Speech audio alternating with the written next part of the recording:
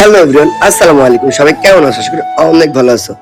Guys, আমি আলহামদুলিল্লাহ অনেক ভালো আছি।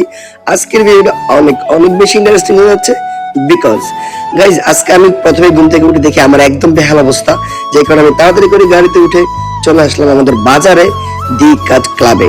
এসে বসে পড়ছি গাইস, আর মামাকে বলতেছি, মামা আজকে আমাকে একটা সুন্দর কাটিং দিয়ে দিবা, যাতে হচ্ছে মেয়েরা দেখলে সব ফিদা হয়ে যায়। মামা বলে কোনো সমস্যা নেই, আমি তোমার জন্য স্পেশাল কাটিং দিব। যে কথা সেই কাজ। মামা হচ্ছে কাজ শুরু করে দিছে। প্রথমে আমার সামনে বড় বড় চুলগুলো ক্লিপ দিয়ে দিছে, তারপরে এক পাশ থেকে মামা কাটিং করা শুরু করছে, তারপরে আরেক পাশ কাটিং করা শুরু করছে। এভাবে মামা আমার চুলগুলো অনেক সুন্দরভাবে কাটিং করছে। গাইস, তোমরা দেখো আমার এইভাবে হেয়ার স্টাইলটা কেমন হয়েছে। যদি ভালো হয় তোমরা অবশ্যই কমেন্ট করবা, আর যদি ভালো না হয় তাও কমেন্ট করবা।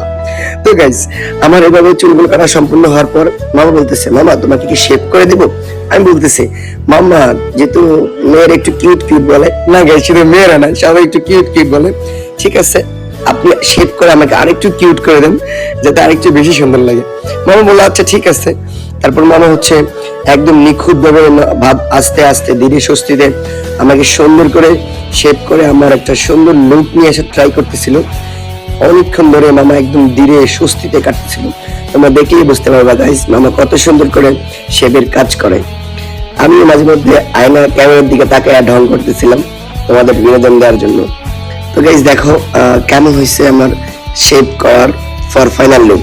ফাইনাল লুক দেওয়ার জন্য তোমরা অপেক্ষা করো। হ্যাঁ গাইস, খুব শীঘ্রই ফাইনাল লুক আসতেছে।